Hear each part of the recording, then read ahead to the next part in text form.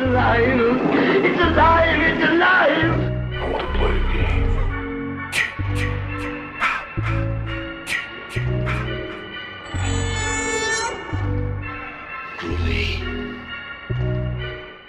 Hello and welcome to the Sounds from the Grave podcast. My name is Yussef. And my name is Vania. And people judge you here not for who you are, but who you hang out with. Yep, so if you guys have not noticed, we are moving along with our IPs for the movies of Halloween Horror Nights. So today is actually super exciting because we actually have a guest on the show today. Yes, we do indeed. He is a good friend of ours now, and he is from the Trick or Treaters podcast. So please welcome to the show, Kyle. Hello. I appreciate you bringing me on. Oh no, we're very happy to have you on here. Especially since we're talking about a favorite of mine. Yeah. So this is if you guys could hear from the quotes, we're going to be talking about a very special movie. Kyle, if you'd like to introduce what that movie is. Yes, it's 2019's The Shed. Oh my god. Why? No. No. Did I get the wrong schedule? Like, I want a refund. Goodbye. I'm leaving. Goodbye. Oh, no. Insert door exit. Oh fuck, we had to. Yeah. Like we planned this out and we're like, okay, we're not gonna do anything, we're just gonna start mentioning it. We literally used a quote from The Shed at that. And you didn't even know it. Nah, I'm too tired for that shit, guys. Too tired for that shit. Oh god. That was great, yeah. Wow, they were trying to prank me, and the fact that I don't feel well, like, these guys are the most, whatever. We're the ghost with the most? Ghost with the most? Oh! That's the reason why I said it, because, oh my god.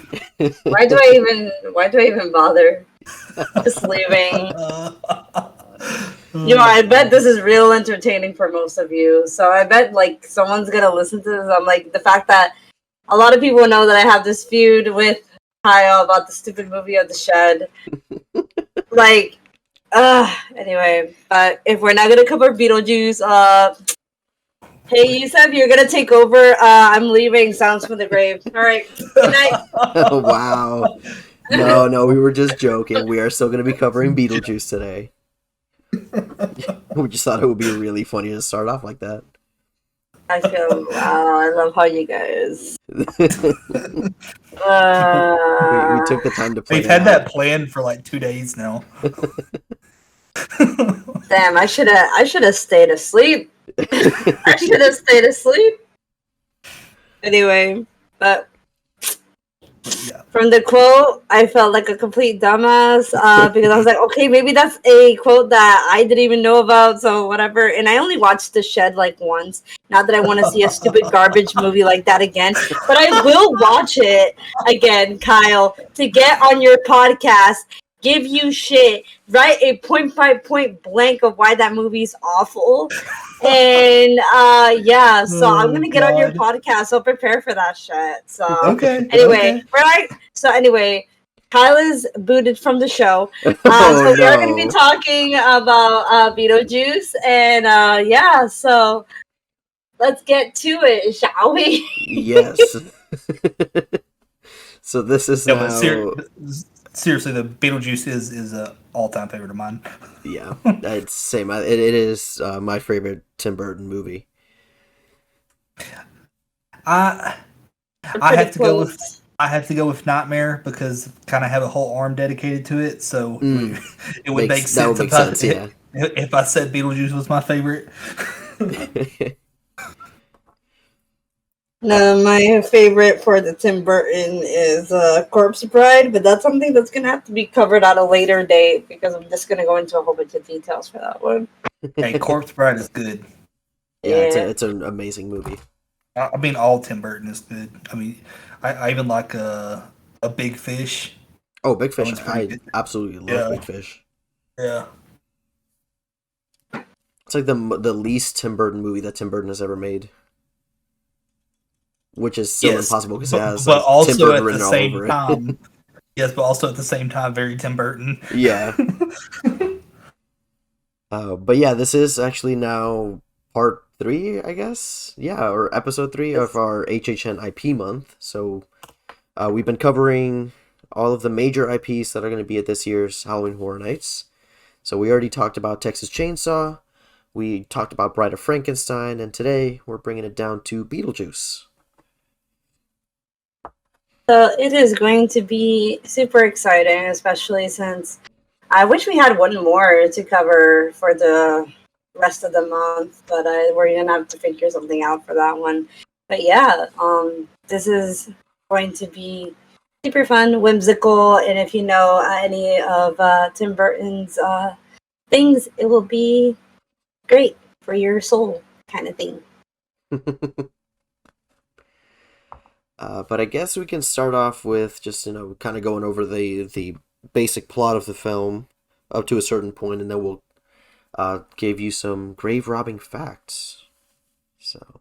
Yes, as you guys already know, this is something that we have started in the Bride of Frankenstein episode, where we started doing a middle segment just to give you guys a little break from all of the basic information from the movie and give you guys some basically some fun facts and backstory to the making of these films.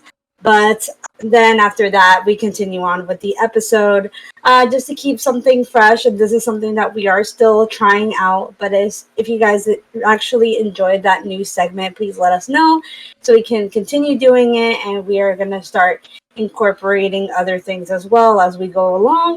But for now, this is probably the start of trying new things out with our podcast. Yeah.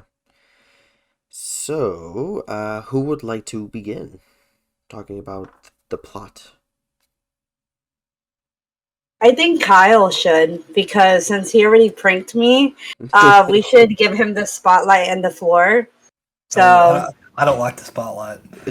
Oh, then why are you here? Because that's the reason you're here. So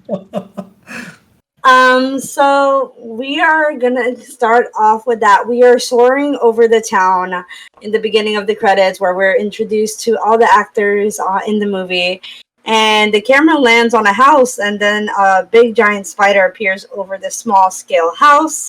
So I thought this was really good. Way to start the cinematography. It definitely makes you think that there's like a giant spider on the house, but there isn't. And then Adam Maitland actually picks up the spider as Barbara shows up with a gift. And it is shown that they're kind of like recently married and they have a happy-go-lucky couple like celebrating vacation right at home, and also obsessed with remodeling their house with different things. So you can tell that they're a nice little happy couple living their best life.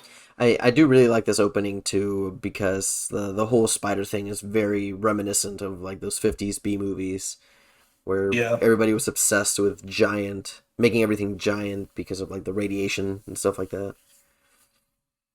Yeah, and then the fact that it has a really good way of manipulating almost like the camera to, I'm pretty sure those were like real shots of like the way that they filmed the beginning part, then all of a sudden making the house look exactly identical for when it ends at the house. So I wonder like how quick that cut is for you to realize that it was like a tiny model. No, you'd be surprised. It could have just been them shooting over the model town.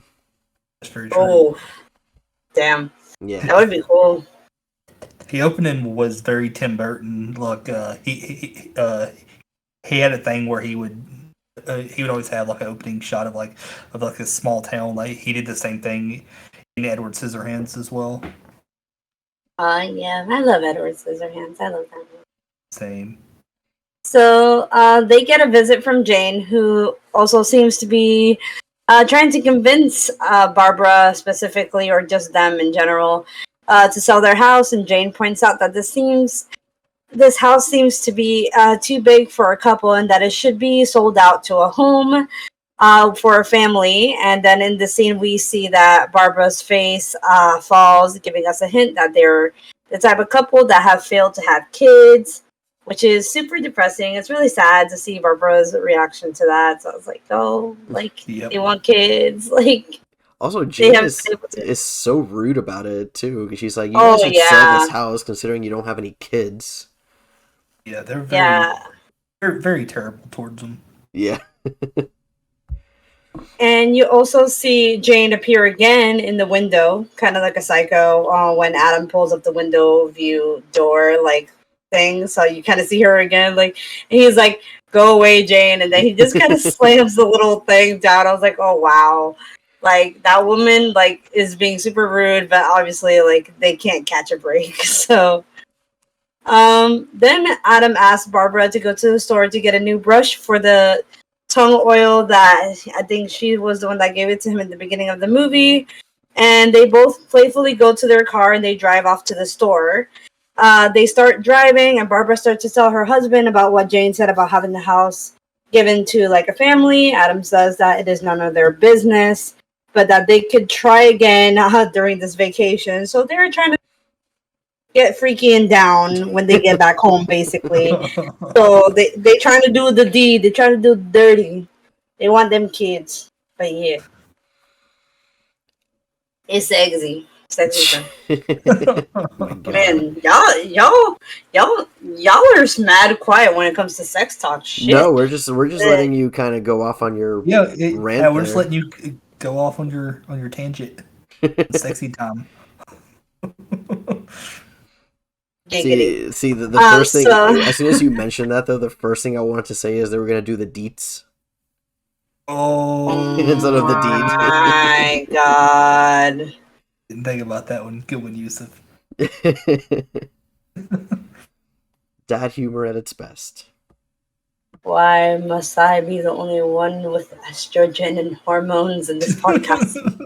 Anyway, they pass by a red drive-through shed, heading to the town, and soon after, a dog starts crossing the street, and those two elements are super important.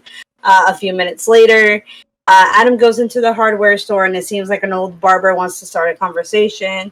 Adam kind of disregards him and continues to go there to grab the stuff he needs. What I thought was really interesting about this shot is that there's no cashier in sight, and it seems that he does like his own transaction. So I was like, was he technically stealing, or did he put the correct amount of money? I don't know how that works. If I'm not mistaken, I think it was his hardware store. Like, he owns the store.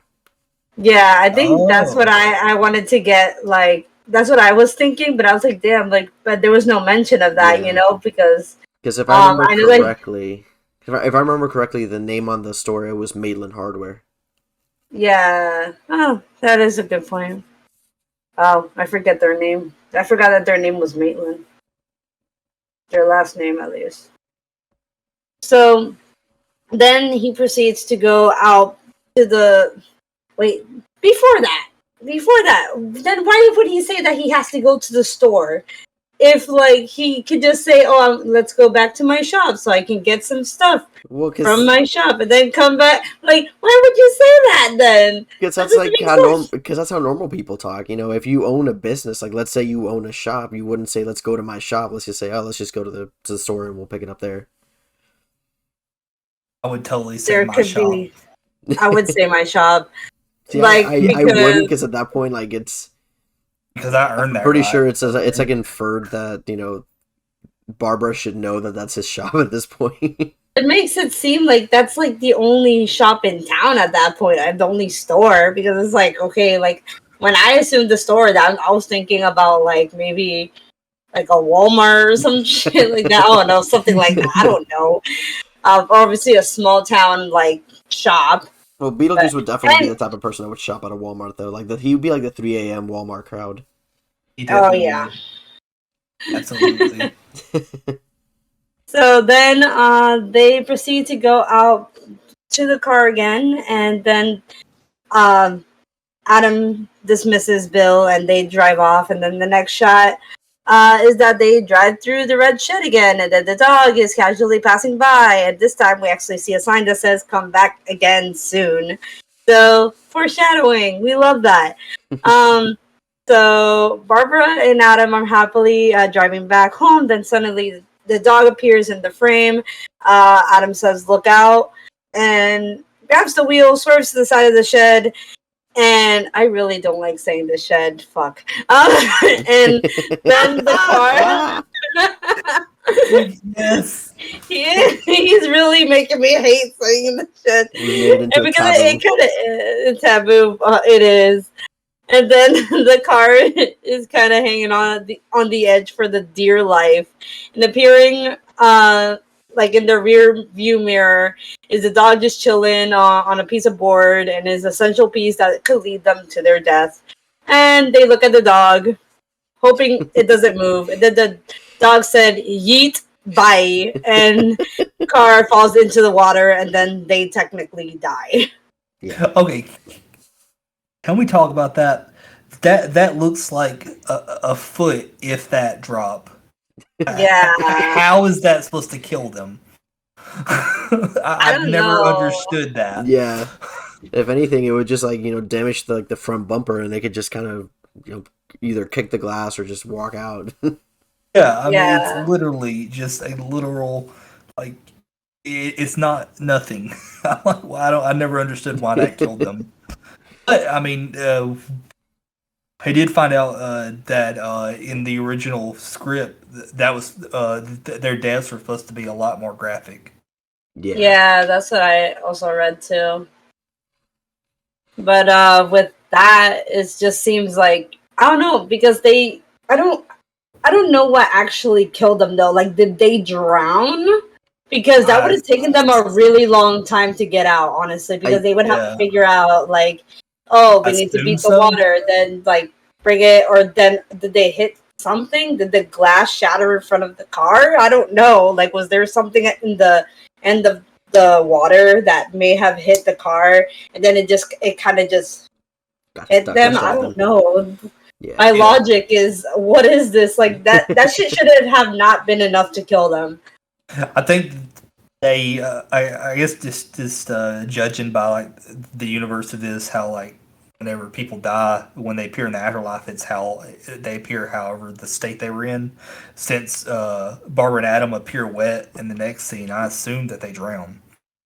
Yeah. Yeah, exactly. That is true.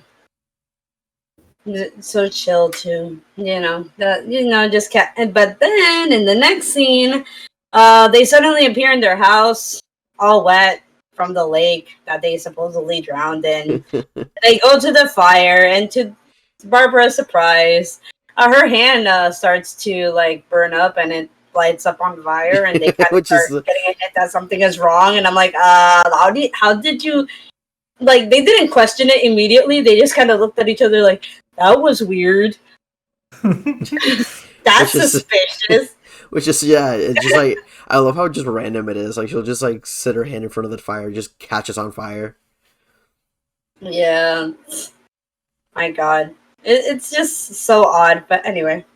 At this point, Adam decides to go outside to try to retrace their steps and go back to the bridge, where when he steps outside, he is suddenly in a desert, and a snake or worm-like creature is coming towards him, and Barbara pulls him back inside and tells him that he was gone for hours. Yeah. Yikes. Which is such a cool little scene too. It's the first time we see something the first glimpse at something that's out of the ordinary, because everything else has been relatively normal so far. Yeah. Do you guys think it's claymation, or is just a type of animation that they use? If I'm not mistaken, I think it was stop motion. Yeah, so the claymation stop motion, because you have to create the model out of clay, and you kind of have to position it so many times, which is something that I feel like Tim Burton does best. I just wish he did a lot more of it, for sure. But Barbara tells him that Adam about the book. The handbook for the recently deceased, which, all of us who are in love with Beetlejuice, we all want to have our own copy and actually read what's actually inside it, other than the things that are read out loud in the movie. And that's where they figure out that they did not survive the car accident. So damn that shed and damn that dog. Most anticlimactic car accident ever. Yeah. The non-accidental car accident. Yeah. The dog was just chilling. He's living his best life. It's like he didn't mean to kill them. Technically, the dog killed him. Yeah, pretty much. Basically, yeah. The dog's the victim. Yeah, I love that dog. I would adopt that dog. Anyway, Jane then goes on. Wait, is it? Oh wow, I had a brain fart. My bad. I had to think. I was like, wait, did you mean Barbara? I was like, no, it's like Jane. It's Jane. Oh, bleh. I was about to say. Bleh. So Jane then goes on to sell the house to the Deeds family, who came from New York and are moving out of the city for some peace and quiet. And during the house walkthrough, Adam and Barbara try their best to scare the Deeds, but nothing seems to work, which is when they notice that the living cannot see the dead.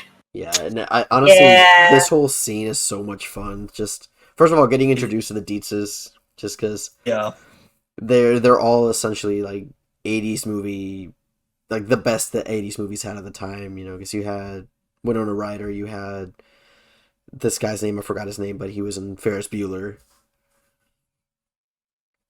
I definitely enjoy like the casting of the Deeds, especially the fact that this whole scene is just so fun and all the things that they had up their sleeve to like try and do to scare them off. And like my favorite this definitely is like the closet one, or the one with when Barbara has the knife in the head and they're just chilling there. I was like, well, how do you not see them? I love the fact that every time they react to it, you think they're reacting to what the Maitlands are doing. It's just something that they notice in the house. Yeah, oh my gosh. But I definitely, my favorite one is in the closet too. I have a lot of favorites. Yeah, because it's just like the body's just there, chilling. Move to the side, bitch. That's fine. Look at this. But then they move up to the attic where they see TV ads on the TV for Beetlejuice, who advertises himself as a bioexorcist with what looks like a crappy used car commercial. Great. I fucking love that commercial. It's wonderful. I love the fact that he's just like sitting on that fake bull and just like smacking its ass. And it's also like the fact when he starts shaking like so violently on the floor, and I'm just like, stop, no. I feel like now things move through me. Like it's just like one of the funniest things. It is literally like a used car commercial, or like one of those old commercials where that guy's like, I'm Crazy Eddie, and this is, it's an everything must go sale. I think that they actually did base it off of a real life car salesman who owns like some kind of like big used car empire and is like a millionaire. Yeah. That would make a lot of sense, honestly. Somebody find the commercial quick. Right. When we do, we should definitely post it. Oh, yeah. The Maitlands then use the handbook and open a portal to the land of the dead, complete with a waiting room and some characters shown at the time of their death. Burn victim, choke victim, voodoo, tribesman, explorer, and supermodel. So I think this is also another cool scene. I gotta know, which one of those like victims is your favorite one? Which one? There's two of us here. Just whoever wants to answer it first, I guess. I'm gonna go with the burn victim. I think for me it's like the supermodel because she's cool. Yeah. I always love that scene with like the guy smoking the cigarette. He's like, you got a light? Yeah. If I'm not mistaken, this is when they first get into the office. Is it her an announcement on the PA system that talk about Flat 409? I think so. I don't remember specifically, actually. Yeah, I think it's this thing. If it is a little fun thing, not really fun, but it's just interesting that they included this. There's a PA system announcement that says Flight 409 is arriving at Gate 3, and that's actually a reference to United Airlines Flight 409 that crashed in a mountain in Wyoming on October 6, 1955, killing everybody on board. Oh, wow. Oh, Jesus. That's pretty cool. I didn't know They about actually that. used they actually used a real reference, and there's also a Marshall University reference later on as well. Hmm. I didn't even know about any of that stuff. Actually, that's pretty cool. Well, obviously the fact is cool, not the fact that Yeah, something like that yeah, happened. Yeah. yeah. That's why I said All of it's bad. That's why I said, well, not really a fun fact, but just an interesting fact. Yeah. Yeah, but then we get another one of the really fun characters, which is like the guy that's been flattened, like he Yeah, got run over by a truck or something, yeah. and he makes the funny jokes, or like, how do I look? I think I look a little thinner. Yeah. They may be dead, but at least they got a sense of humor. Yeah. Yeah, and then after through all of this, they kind of go through. I think they call them back to the back of the office to finally meet Their uh, caseworker. their caseworker. Yeah. And I really also enjoy the fact that you actually see like this dead man just hanging on a little bar Yeah, and just handing out papers. I'm like, that looks so fun. Where can I sign up to do that? Yeah, it really shows the afterlife is just like it's like a unique way to show the afterlife. Yeah. But Does I like anybody know what happens next? yes, but we were opening up the floor for more opinion, and before we keep moving into the plot. Yes. So Kyle, do you have any thoughts on the office and like the whole setting of that? I love the whole office setting. I think it's really great how they show like how people in the state that they died in it, but they also like make it kind of fun with them having more of a comedic side to everything. Mm-hmm. I'm curious to know, like, how do you get hired for that? Like, do you apply for that like when you die? Yeah, I'm trying to figure it because I know later on they do mention that people who take their own life become civil servants, Oh and yeah, I that's right. think Yeah, that's actually considered civil servant like jobs. yeah. Which coincidentally also, and a lot of people kind of like forget this. Beetlejuice is a civil servant as Mm-hmm. well. Yeah, because yeah, you're right. I do remember that now. It's a supermodel makes that comment when she shows that she had slit her wrists. Yeah, it's just But oh, she's so pretty though. I love it. yeah, yeah. So I guess just everybody in that room is just civil servants. That's just what they're doing. Committed like, yeah, you committed suicide. Now you have to work in an office for the rest of your life, or Now that for you the rest didn't of eternity, complete I your guess. deed, yeah, it's like you didn't complete your deed in your life. All right, now you get to work for what you could have had, something like that. Yeah, So then after that is when they move on to the hallway with all the doors, and you know it's one of those things where you're like, you kind of wonder what could be behind each door. yeah, dude. Um, I love the way the hallways all the typical black and white checker that a pattern that you'd see in a lot of Tim Burton stuff. Like mhm. this is the kind of aesthetic that I love. That like I would decorate a house in and shit. And a Yeah, lot of black light too, so it's definitely like super like even some things are highlighted with the black light when you are like just walk like when you see Barbara and Adam just walk through the hallways before you go to the main parts. yeah, and that's also where we learn where they open I think it's a like a curtain, and that's when they see the room of lost souls Yep. Yeah, that's creepy. with the one janitor. It's like, that's the room of lost souls. So dramatic. Jesus. I mean, this whole movie is already dramatic Yeah, within itself. So, but then after that is when we get to meet the Maitland's caseworker, which is Juno, and I think I actually never noticed this for quite a while, but I never noticed that when she takes a drag of her cigarette or when she exhales, it also goes out of her neck. Yeah, I think Yep. that's also really cool. As if she had like a um, almost like a lung cancer kind of looking thing. Well, or maybe I feel like she had like slit her throat as well, just because. Well, like remember, they're all civil servants. Anybody who had killed themselves Oh yeah. was turned into a civil servant. Oh Yeah. yeah. Yeah, because I I think get that that. I think like after she smokes, like there's a part where you can see a little slit on her near her throat. Yeah. Yeah. Yeah. Speaking of like her, like she's in the afterlife and she's smoking.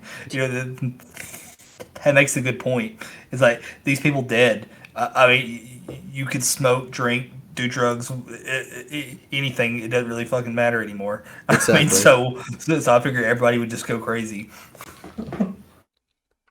Yeah, might as well make the afterlife tolerable. Especially if they're working in an office. God. But of course, that's when we have Adam and Barbara tell her about the interest in also about the Beetlejuice guy, and she says, "You do not say his name. You do not want to work with him." That kind of thing. So basically, it's because she knows that that Beetlejuice is trouble. So she tries to warn the Maitlands about basically making a deal with him. It's almost like making a deal with the devil. Yeah. And we also get a little bit of backstory on him because it was almost like he was an intern for her or something Yeah. like that. And they were like, and she was like, yeah, he was wild, like he was just doing stuff on his own, and we kind of fired him. Damn. Can you imagine being so bad at your job you get fired as an intern in the afterlife? In the afterlife of all things, yeah. That's next level. That's peak. I aspire if I didn't have any goals in life. And he's essentially like a deadbeat too, because she's like, "Oh, by the way, he kind of took up residence in your model." Yep. I wonder how he got there. I don't know. I will, because I remember in the well, when I don't remember how early it is in the movie, but they show him reading a newspaper, and he's just going through the obituaries, and he's just like, "Oh, these look like suckers." So he just like goes after Yeah, them. that's fair. That's his version of the classifieds. Yeah, he's like, yeah, it's literally what he says. Like, let's look for a job, and he just goes through the obituaries. And it's also where you see that he doesn't have like a thing against the sandworms, because like he's reading through, he's like, oh, these damn sandworms again. Yeah. I guess it's they do a better job at terrorizing to an extent. But that's after that is when the Maitlands go back to their house, and because time works differently when you're no longer living. The house is completely changed now. It's all about it's been remodeled and just looks very New Yorker now, like very 80s super rich New Yorker. And it's kind of ugly, honestly. Yeah. Yeah, it's not definitely especially the little ugly little statue that Oh, her sculptures, Mrs. yeah. Deep has. Oh my god, it's so gross. Like it looks like a cemented leaf. It's just like why? But it does look like really cool for like a chair. I will say that it will look cool as a chair. Yeah. And something I forgot to mention, Juno's like, okay, so if you don't want these people to live in your house, you have to find a way to scare them away. So they were like, all right, we'll try that. And they start off by doing like the most basic thing, which is just the sheets over their faces or over their heads with the eye holes. No feet. And of course, the dad thinks it's Lydia. He's like, your mom's gonna kill you for making holes in her sheets. Mm-hmm. honestly, but the dad is like the most down to earth person in this entire movie. Let's talk about that. He's like the most logical and down to earth. He's like, I know my wife crazy. I have an emo daughter. I'm just here, my guy. Like, Yeah. I'm just here to birdwatch. But what's bad is that he mentions like earlier in the film that it's mentioned that the dad had a breakdown. Oh yeah. And now that they're there, and then when you get that information, you realize that Adam and Barbara are literally trying to ruin these people's lives all because they're changing the wallpaper in their home. It's like they're kind of been of the assholes in the story, in a way. They're like, this is our house, damn it. Nobody comes in here. Especially not these New Yorkers coming in to change our architecture. Yeah, how dare you put that wallpaper up? So basically, the summary of Beetlejuice: the battle of the house decors. Let's hire a bioexorcist. That's pretty much the essential thing that they get pissed off that they're putting up different wallpaper. I really like this next scene too. That's when they try to scare the mom. I forgot what the mom's name was in this movie. Because the only name out of the she's played by Catherine O'Hara. Yeah. I don't remember the character's name though, but I love that they're trying to scare her by just like making the moaning noises. Yeah. And Lydia's like, I'm a child. Yeah. Delia, that's what it was. Yeah. Honestly, Also, but like Catherine O'Hara looks so good in her iconic red hair, though. Like, oh yeah, she looks amazing. Yeah. Also, wasn't she watching wrestling? Yep, she was. Which I love. She was. She actually met her husband on this movie, Bo Welch. He was a. Oh wow. He was a production. He was part of the production team on this movie. That's really cool. Cute. And then right after that is when Lydia takes their pictures and notices that they have no feet. No feet. And, there's so many like random little lines here in this movie that are just so funny. Like when they're saying, "Oh yeah, we're trying to scare your parents," and she's like, "Well, good luck scaring Delia. She's off with Prince Xanax tonight." Prince Prince Valium, yeah. Nice, God. Very nice. Love Lydia. Oh, she's amazing. She's the best. I mean, you could get anyone better than not a writer to play her. But I don't know if you know this. Heather Langenkamp was originally offered the role, but she didn't want to play her because she didn't want to play a goth girl. And also Angelina Houston too. Yep. Angelina, she was also given the role. Yep. So imagine Heather Langenkamp, freaking Nancy from Nightmare. Jeez, just being like, nah, I'll stick to Freddy for now. Yeah.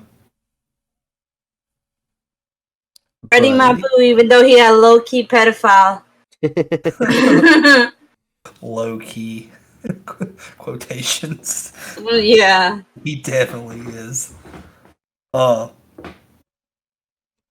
mean, they just make a really big deal about it in the beginning of the movie, but not towards like the middle, because they know that's just gonna. Because I guess people kind of forget the beginning of that movie. They just care that he was burned and that he's just a victim at this point. But it's like, ooh. It's just turned into a Nightmare on Elm Street episode. Hi, how are you? Yes. I was here for the famous quote.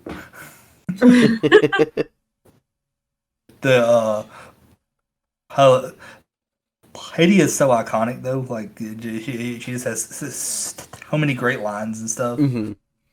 And not even that, just like her whole look too. It's a whole aesthetic. Yeah. I relate to Lydia so much because, like, I wear black all the time anyway, and like I'll have people like even here it'd be like 90 degrees. They're like, "Dude, why are you wearing all black?" It's like you must be burning up. I'm like, I'm used to it. Yeah, I'm the same way. Yep.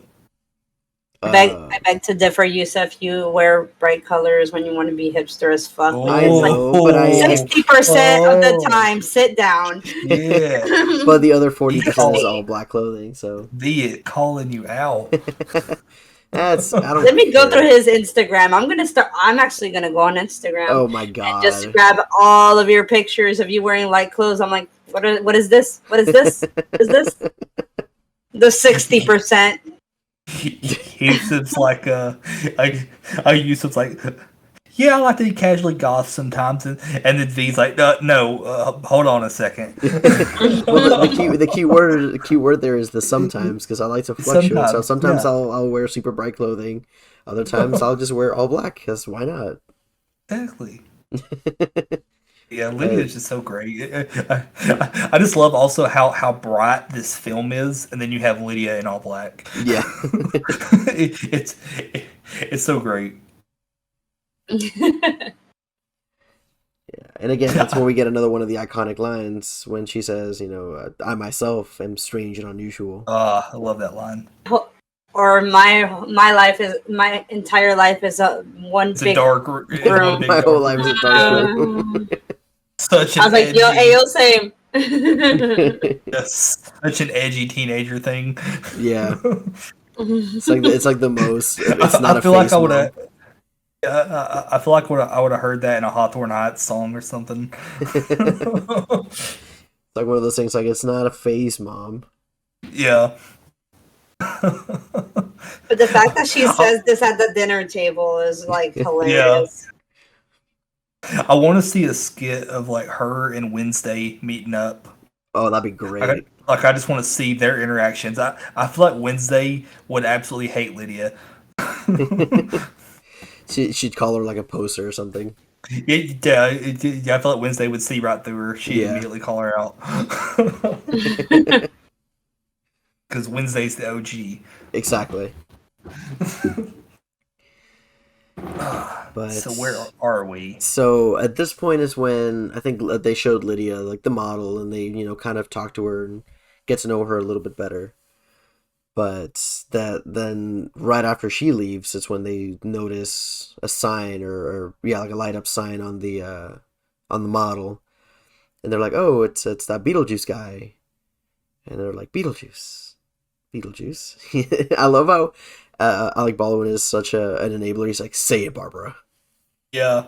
Say it out loud. Oh god damn it! Now I'm just thinking of fucking Twilight.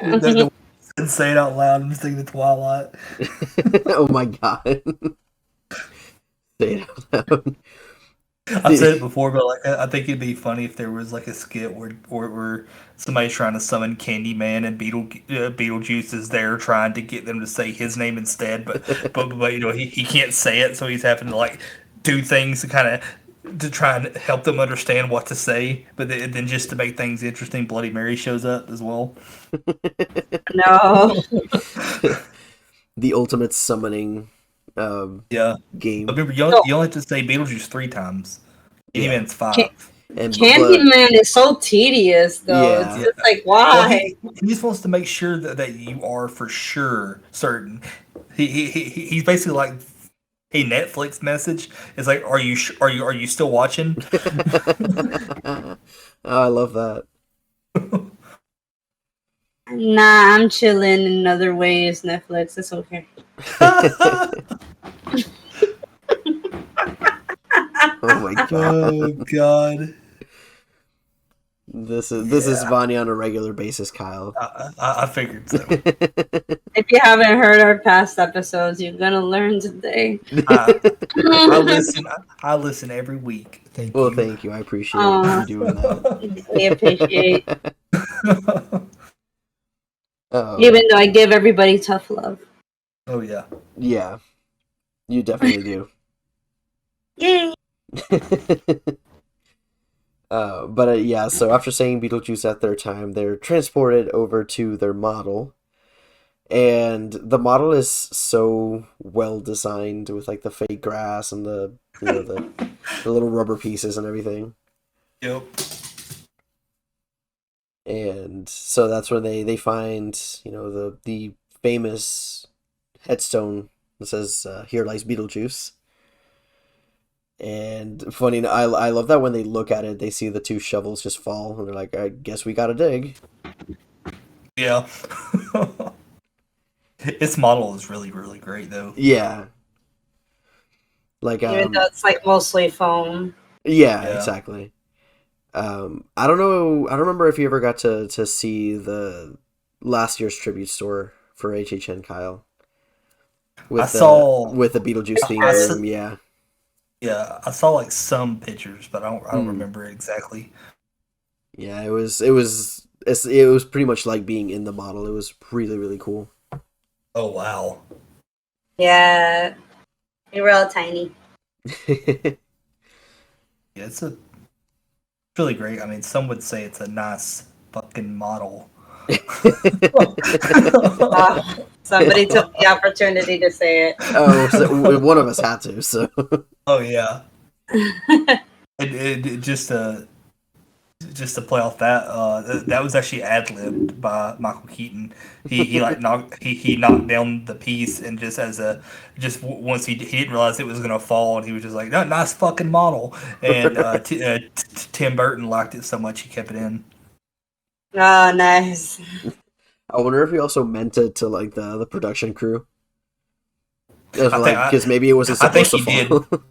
Yeah, I think he was like meaning to say it to a production crew. Yeah, like he kicked it. It wasn't supposed to fall, and he's just like just run with it. Yeah, which about like apparently according to the research, about 90% of the lines that Beetlejuice says is ad libbed by Michael Keaton.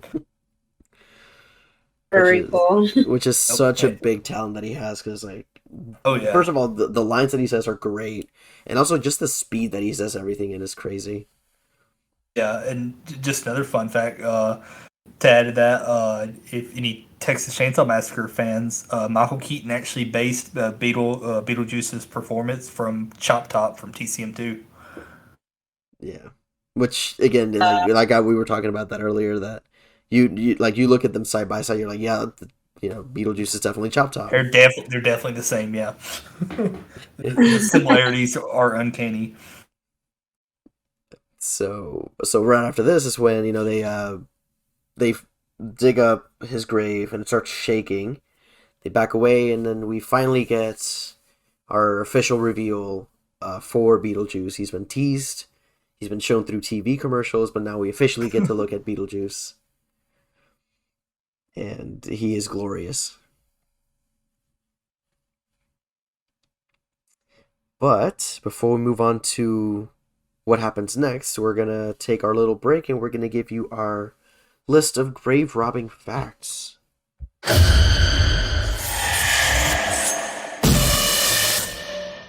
So it is time for our second ever segment of Grave Robbing Facts, where we tell you all the fun facts about the movie, television, or event covered in today's episode. It is time for your grave robbing facts about Beetlejuice. So our first fun fact is that Sammy Davis Jr. was Tim Burton's first choice for the role of Beetlejuice.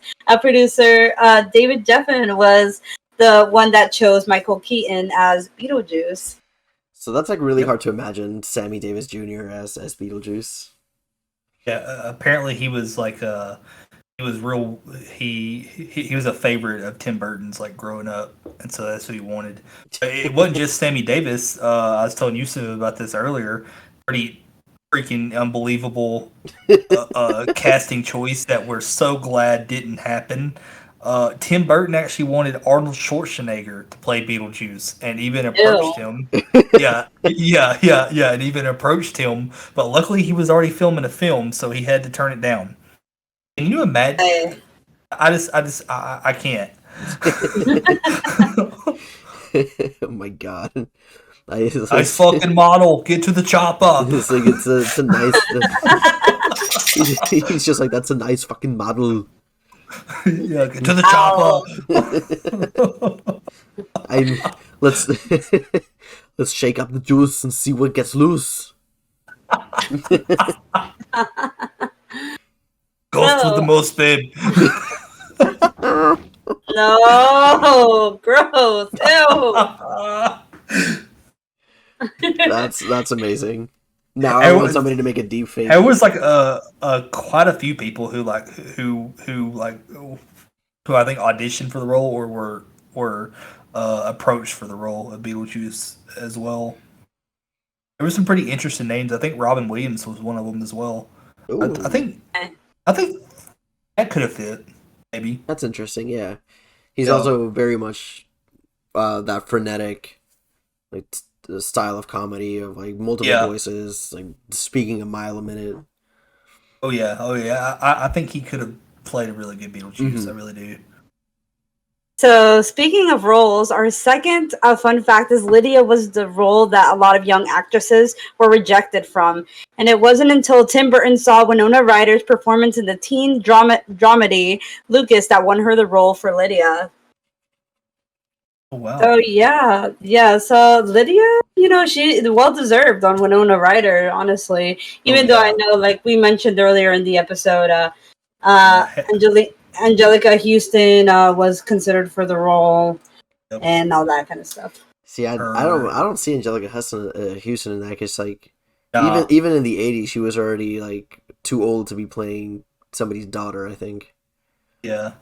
Her and Heather Langenkamp were Yeah. two of the ones rolling it, and I guess because of her getting this role and doing so great on it, that's probably why she got the role later on in Edward Scissorhands. Oh yeah, for sure. I could definitely see that. It's definitely where Tim Burton was like, okay, you're going to be part of my stable of actors now. Yeah, because he does like have his set people who he works with, and it's not even just actors; it's production people too. Apparently, one of the people who helped him rewrite the script for this movie and work on it. Also, he hired on to help him do Batman after Beetlejuice. I did hear about that, which is pretty cool. Like the fact that he isn't is loyal to the people that he works with and. Yeah, is able to pretty much just create like a whole like tribe of them. I mean, is it a Tim Burton film if Johnny Depp isn't in it, or Helena Bonham Carter? So our third fun fact is that Beetlejuice was nearly called Scared Sheetless. Not gonna lie, I would have been okay with that. Yeah, I like the play on words, especially for the title of the movie. It was originally it was a joke though. Tim Burton suggested that as a joke, but then the studio was kind of considerate, and he was like, "Oh no." I was kidding. Yeah, I was joking. It's like, please no. And I think the other one was House Ghost as well. Yeah, That's I such also a heard about vanilla that title. Yeah. Imagine that scared sheetless. Scared Sheetless. So our fun fact number 4 is that the test audience encouraged a happier ending for Beetlejuice. So yeah, I can't imagine any happier ending for Beetlejuice other than getting wow, this is gonna be really shitty to reveal. Is that his head gets shrunken and all that kind of stuff. We're trying to swap out the numbers kind of thing. Yeah. Well, I think this is also one of the things. Was like originally, before originally they didn't have the waiting room segment in the film. Yeah. But test audiences really loved Beetlejuice so much, so they had to add an extra scene for him. That's awesome, though. Because I mean, even though it's called Beetlejuice, he's basically a supporting character. He's only in it for 15 minutes of the movie, and it only took Michael Keaton 2 weeks to film this role. Oh, what a nice paycheck and very short and sweet. I bet. Not only that, in 15 minutes he created like one of the most iconic film characters of all time. He really did. Well, and our fun fact number 5, it inspired an entire animated series that ran for 94 episodes.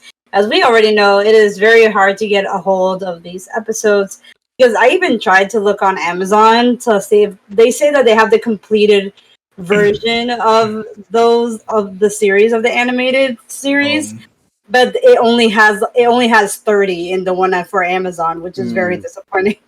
Oh, I'll have to check, but which one I have, but it's sitting in my living room right now. Must be nice, Kyle. Oh man, I'm a bit of a collector. Vanya, I don't think we can say a statement without you throwing some shade at something. No. Especially me. She loves throwing shit at me. That's You just might how want to. that's just how you show love, though. Yeah, just wait till we meet up. Just wait. That's how I show to love everybody. If I'm not giving you shade in some shape or form, I'm most likely talking bad about you behind your back. No, I'm kidding. Wow. Mostly Wow. men though. Gotcha. But that's because Yes. if I actually like interact with you and kid with you and all that kind of stuff, then you're cool in my book. So yay. Good. And that kind of thing. Well, not most likely, but it's because you have that brotherly love, especially with like people that you like to give shit and have rivalry with, because we love that. Anyway, Exactly. so our fun fact number 6 is that at Glenn Shadix's funeral, the actor who played Ortho in Beetlejuice, the last memorial song played was Deo, which is by Harry Belafonte, which was famously used in the dinner party scene. Which is such a nice little thing to do during his memorial, yeah. It's such a wholesome thing. Yeah, it really is. But just having a straight up dance party and like in the middle of the memorial, though, just everybody just recreate the dinner scene right around the corpse. No, that's awful. Oh, Jesus Christ. Yeah. Dark humor. Hi, how are you? But I think that would be cool. Like they're all just gathered around like the coffin and just doing the dance. Oh my god. But still, that's the best way to go, though. Yeah. Because it's such a dancey song. Like, how do you not move to that? It's true. Some other facts. Like another another stupid thing is that when I used to work at Disney, they used to have the Banana Boat song, like when they used to drop me off like to go to work. Yeah, like it was playing on a Disney bus, and I'm like, this is very contradictory. Wow. Yeah. That's funny. I like that. Some other like fun facts for Beetlejuice. So in the TV show Community, I don't know if any of y'all ever watched it. If you haven't, highly recommend it. One of my favorite TV shows of all time. There is a 3-season Beetlejuice joke. Yeah, I don't know the exact episodes, but in the first season, there's an episode where the word Beetlejuice gets mentioned either within either just the word or somebody saying something within a sentence, and they mention Beetlejuice. The second season, they do the same thing. The third season, they do the same thing, but when they do it for the third time, a guy in the background dressed as Beetlejuice walks behind the backdrop. Oh my god, that's so amazing. It's fucking great that they actually like kept that up for 3 seasons. It's such a dedication to the joke, and I love that. It is. The original like what we saw was like a script that got rewrote like multiple times. The original script was way darker. Way darker. Oh yeah. I was gonna write that in the little Grey Brownie Packs, but I can't because trigger warnings. It was so very, very bad. Yeah. So glad that they changed it. Because it would not be a cult classic like this is. Yeah, if they had kept like the original cut of this or like the original script. Yeah. Because it was crazy dark. I was like, what are you doing, Madal? our last fun fact is that this movie actually won an Oscar, but we are going to be asking you guys for what category did they win the Oscar for. As you guys, we have a little surprise. We are doing a giveaway of a book for the recently deceased notebook. So if you answer it first and correctly, you will be winning that notebook. And yeah, it's going to be super fun. So have fun guessing what it is. Oh wow. That'll be What? great. Kyle was hurt. He's like, I Kyle's don't like, get man, one shit. yeah, Kyle's like, I want a notebook.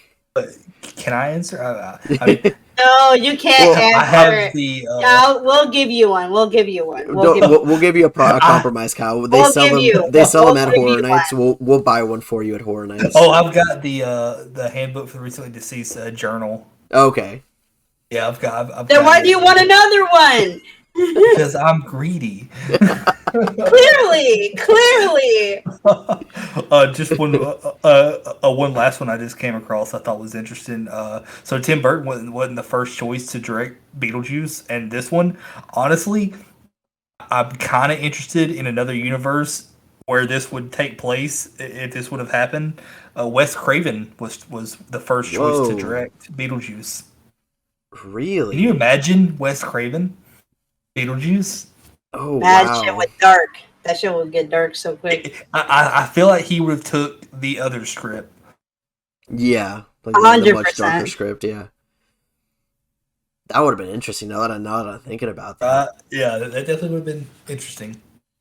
Now that it would be really funny too to have like a confrontation between Freddy Krueger and Beetlejuice. Right. Oh my God. But those were our grave robbing facts about Beetlejuice. Were you surprised by any of them? If so, tweet us about it at Sounds Grave. We would love to hear your thoughts. And now back to the episode.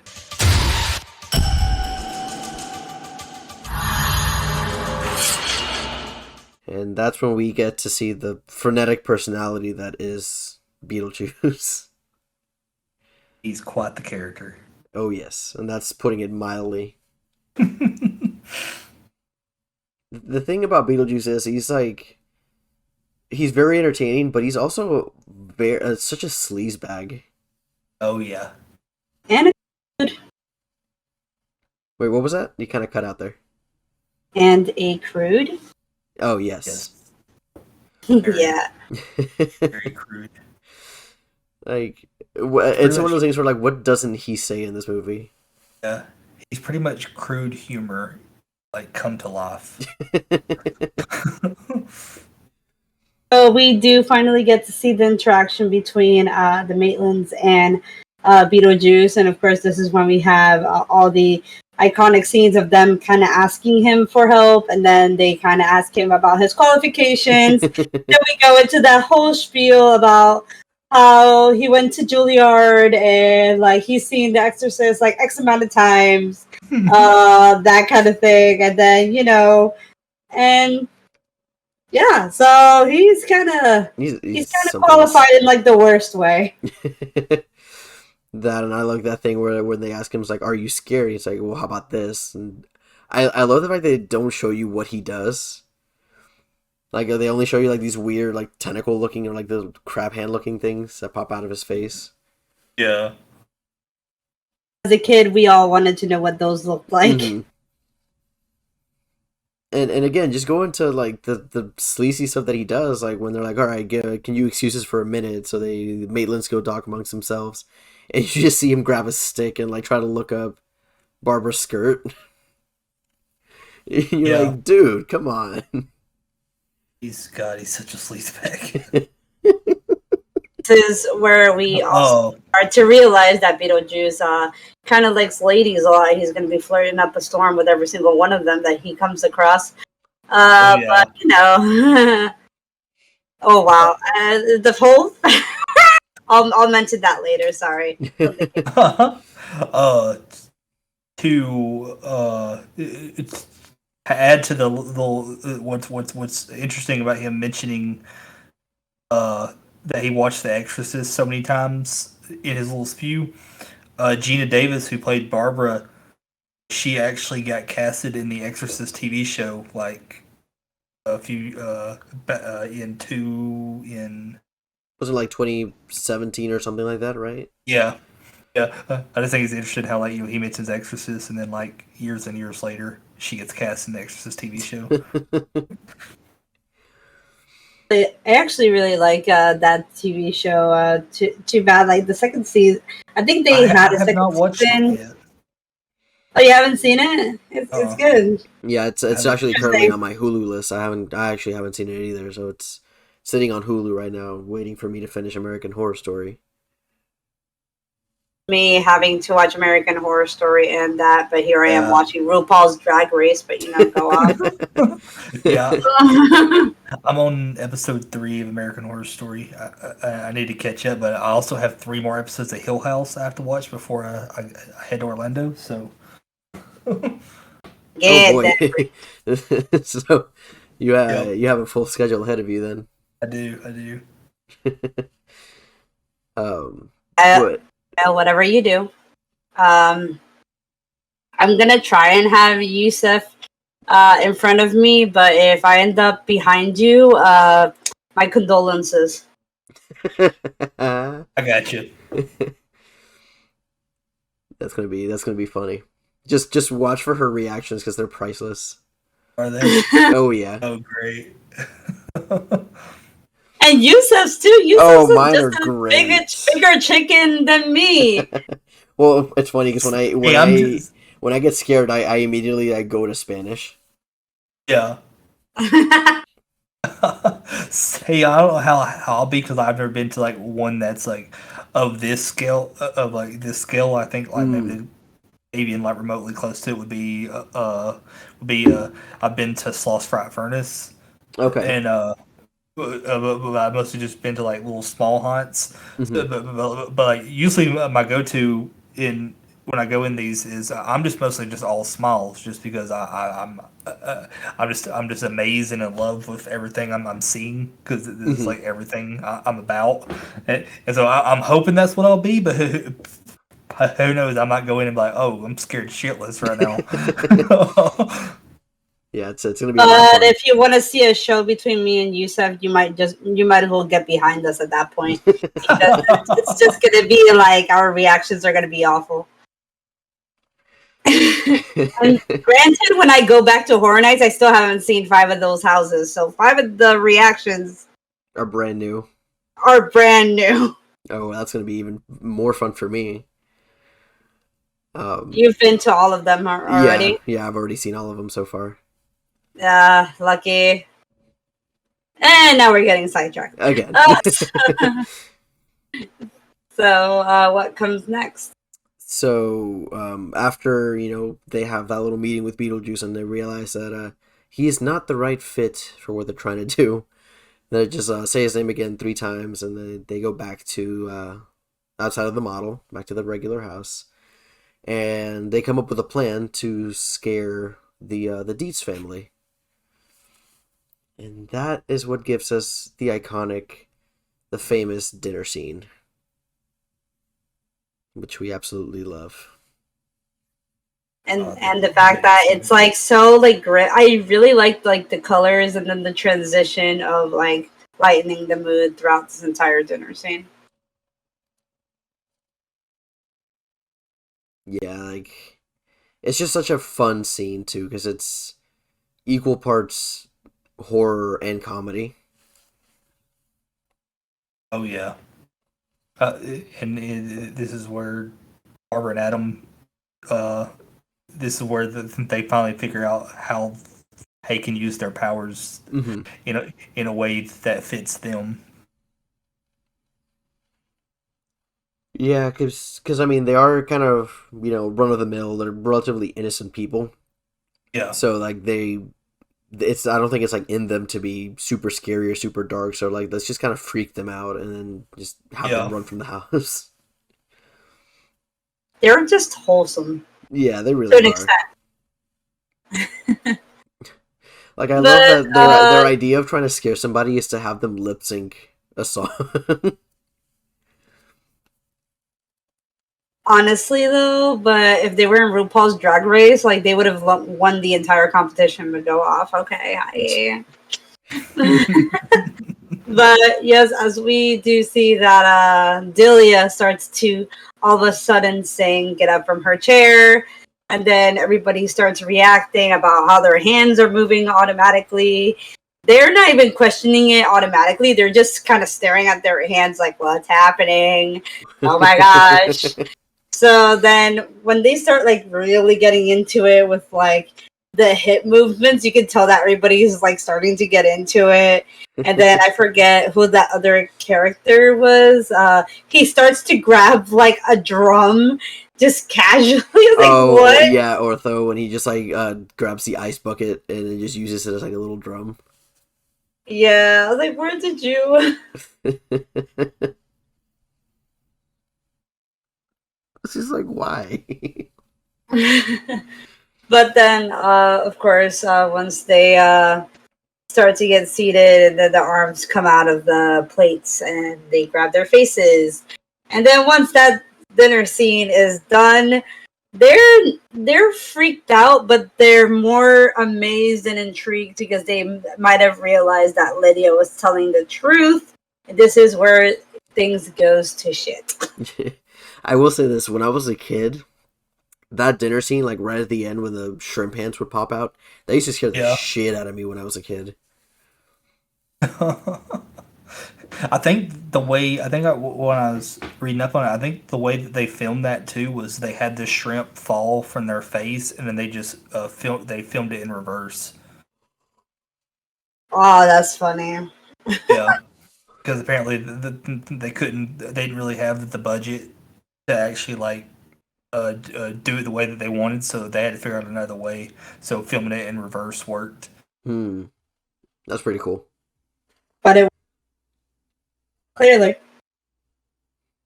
I love how like they're trying to like scare everybody, but it just essentially backfires on them, and the guests are just kind of amused by everything. Yeah, I love how they're just like in the attic looking at the front of the house, and you're like, any minute now they're gonna be running out of that house screaming, and they just stare. And like, any minute now.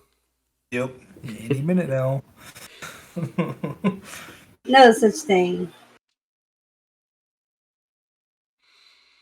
But after that is, like when the Deets and their dinner guests are like, yeah, that was like really, really cool. We should get a chance to meet these ghosts. Lydia, why don't you introduce us? And yeah, she's not for it. She's like, are y'all on crack? Are y'all good? Like, and Delia just cracks me up because she's, they're like trying to open the door and it's locked, and she starts knocking on the door. It's like, hello, ghost, let us in. Yep. And she's like, Lydia, you have to be assertive in these situations. they do assume that these ghosts are just gonna play along, which is why, like, I think Beetlejuice is such a unique movie, especially since like the script they were told to change it, like lighten it up, make it funny, and the fact that they changed to the Deets instead of like being freaked out and walking out like any other family, like like every other horror film that there's a possession or some weird shit, might want to leave, cleanse the house. Nah, they're like, hey, we want to make a haunted attraction out of you, but go off. Yeah. But it also shows like they're kind of money hungry, because as soon as this happened, they immediately saw a way to make money. Yeah. I will say this, there is one thing I never get about that scene, which is like when they find, the model and everything, and they're like, okay, they're not here, we'll go back downstairs. How come the Maitlands were just chilling by the window? Like, the living aren't supposed to see them, so like, why were they hiding? I think it's funny because it shows that Adam and Barbara still haven't quite got the concept that they can't be seen, so they're still trying to hide. Because the only one that can see them would be Lydia, and they're just like, I love the fact that you only see the tip of their fingers hanging from the window.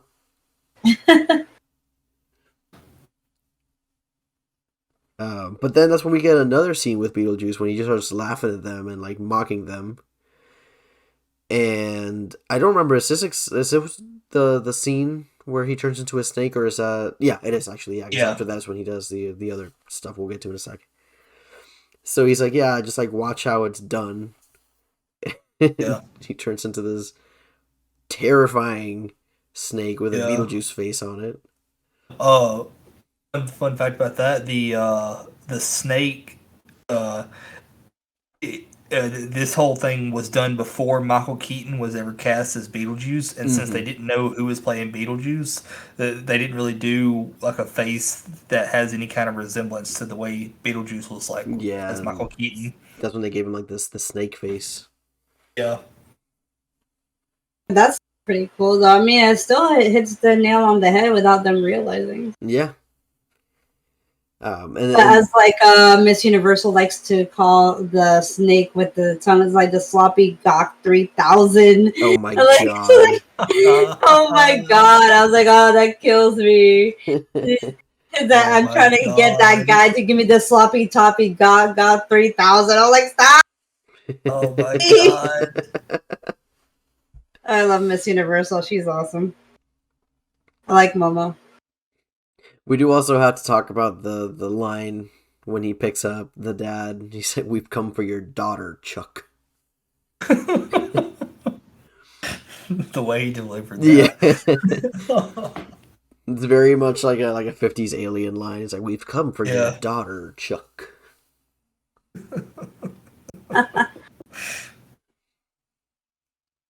And, so then, of course, Barbara runs up and says his name again 3 times. He gets sent back. And, unfortunately, Lydia blames them for it, thinking it was them. Which is a little sad moment. But then it kind of gets erased again, because, like, it's never mentioned again. Like, they never have that falling out moment. Yeah.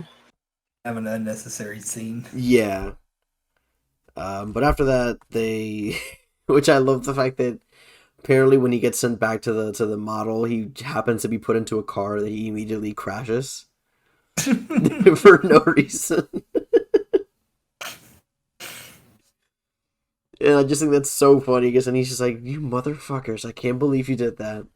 Yep. You bunch of losers! And of course, they try to pick him up to like show him a lesson. He just protrudes spikes from his body. As if he was a whole ass armadillo, but go off. Armadillo? Oh, wait, not armadillo. Porcupine. My bee, porcupine. Hedgehog, porcupine, same shit. Leave me alone. And then we get another one of those iconic like looks or like locations, which would be Dante's Inferno. And he sees the chicks and he starts dancing very weirdly. Weird dances, yeah. Weird mating dance kind of thing. And yeah, and I really like the colors for this scene, especially since it kind of resembles hell, but not really. But it was like a spicy strip club kind of thing, so. Yeah. And even just like his movements too, like outside of the dancing, where he like grabs a comb and like combs his hair up and like licks his fingers.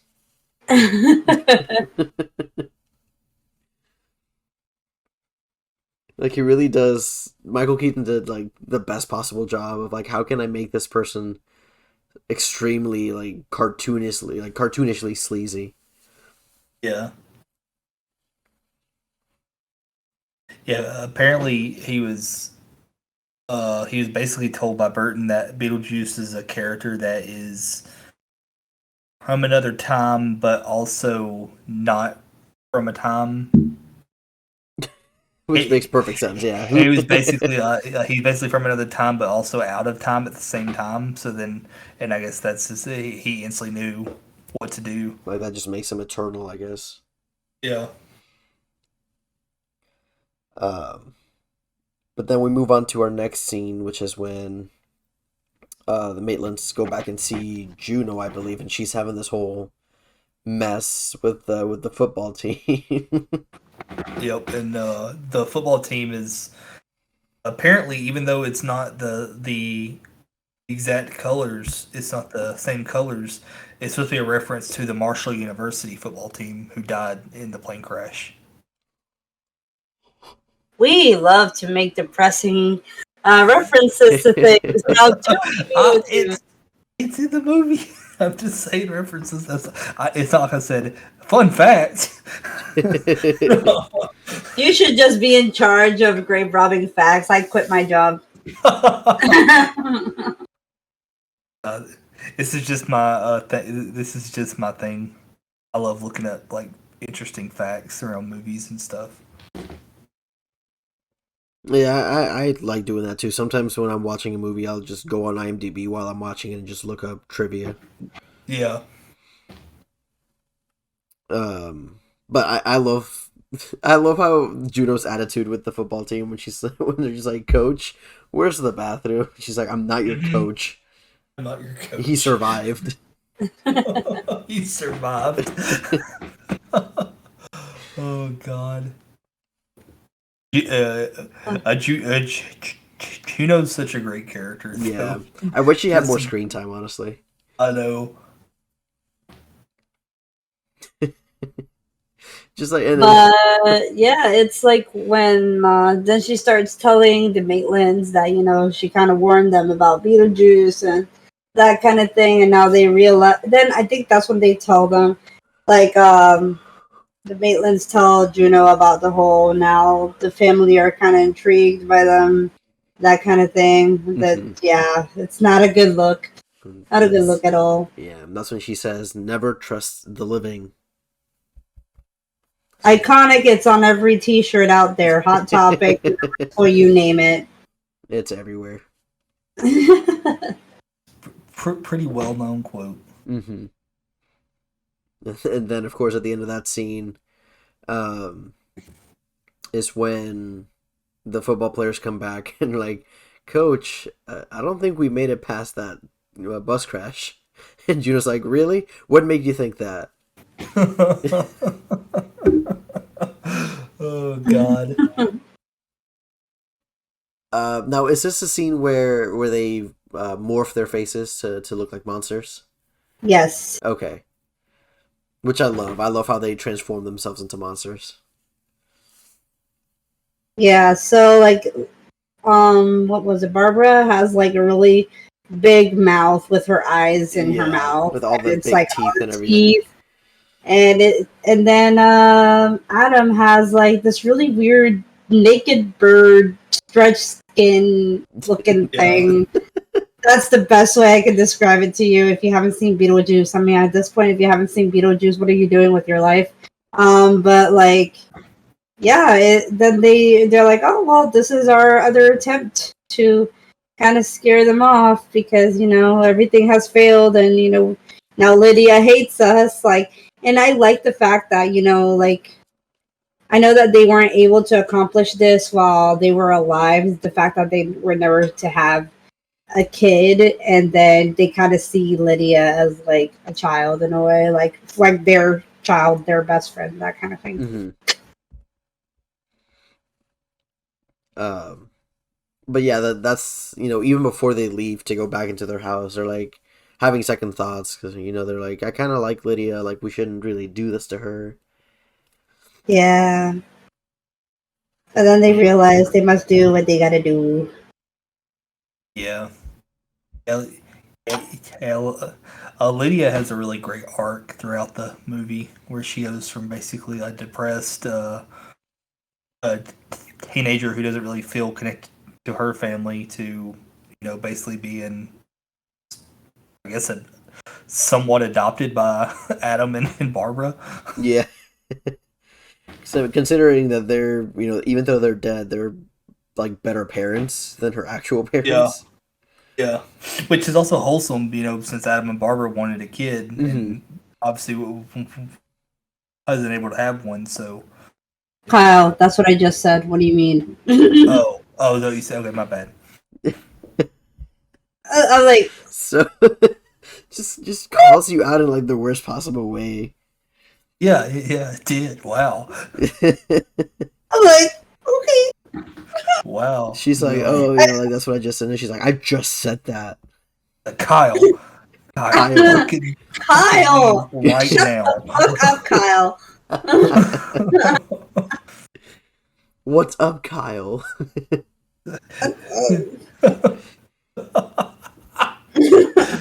Oh god, not that meme. The fuck is up, Kyle? What the fuck is up, Kyle?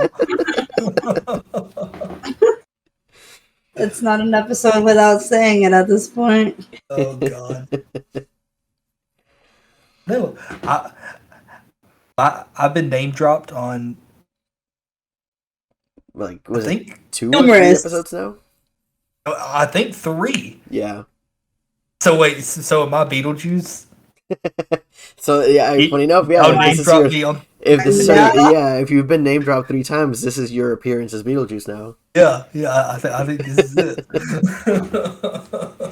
That's great. That's actually perfect timing. It is. In the words of Cat, where have you been, Luca? Oh my god.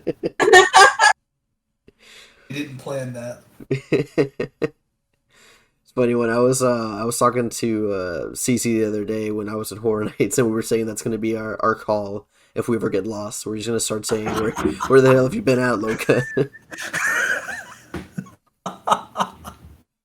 That would be hilarious. Imagine being at Horror Nights and just hearing Just being like, where you just at, hearing Loca? hearing a faint like in the background. Where the hell are you at, Loca?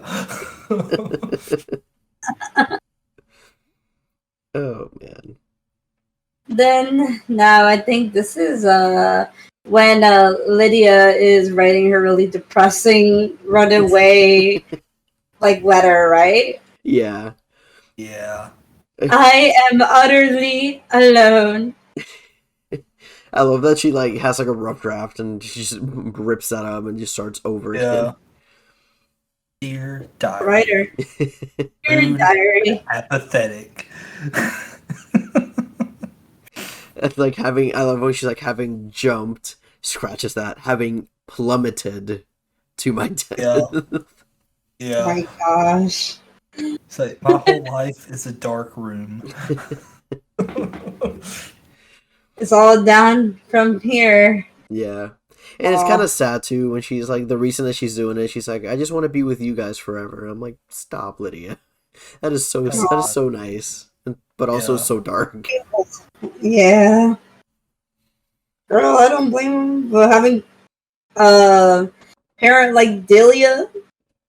Her dad is just nonchalant. Yeah. Like, so yeah. It's like I don't see immediately with the whole thing with the ghost, immediately the dad had just had the dollar signs. Oh yeah, for sure. I think it's like right before like the monster versions of Barbara and Adam show up. I think that's when she has a little chat with Beetlejuice. Yeah, where like he's trying to convince her to say his name. Then she's like, "Yeah, no, I'm smarter than that." I'm like, "Good, say no to strangers, Lydia. You go, Grant Coco." Especially with the charades. Oh yeah. I just love how he's like trying to show her, like trying to find the word beetle, and he's just like, turn around. And she's like, what? Turn around. Yeah. It's just the beetle just going, hey.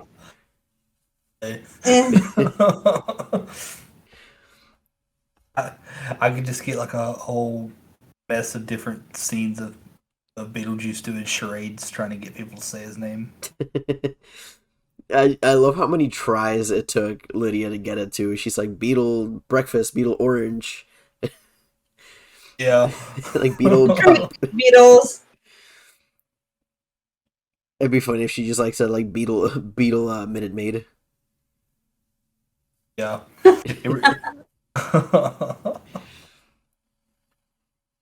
Oh man, it was funny.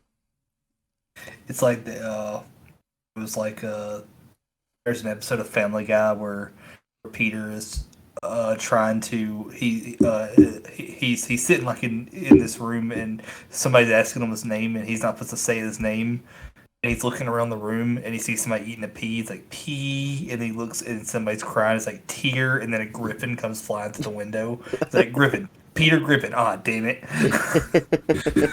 Oh my god, no. I remember that, yeah.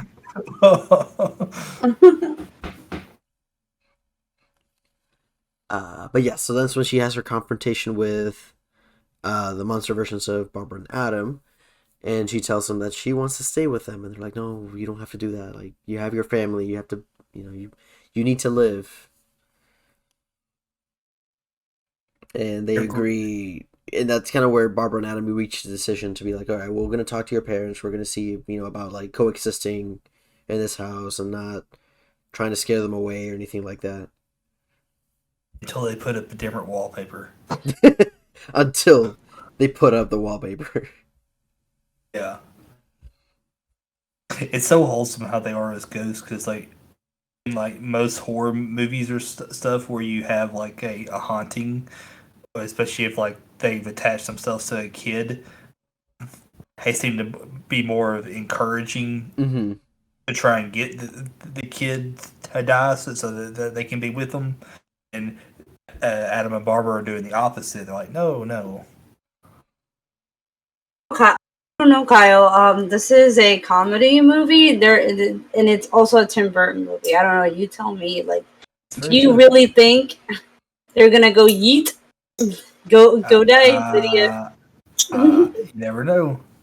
Very, very dark script beforehand. You're gonna let something slip. Who knows what else could have shown up? The hung up closet thing was graphic. That was like the crossing point. But it was really cool though. Yeah.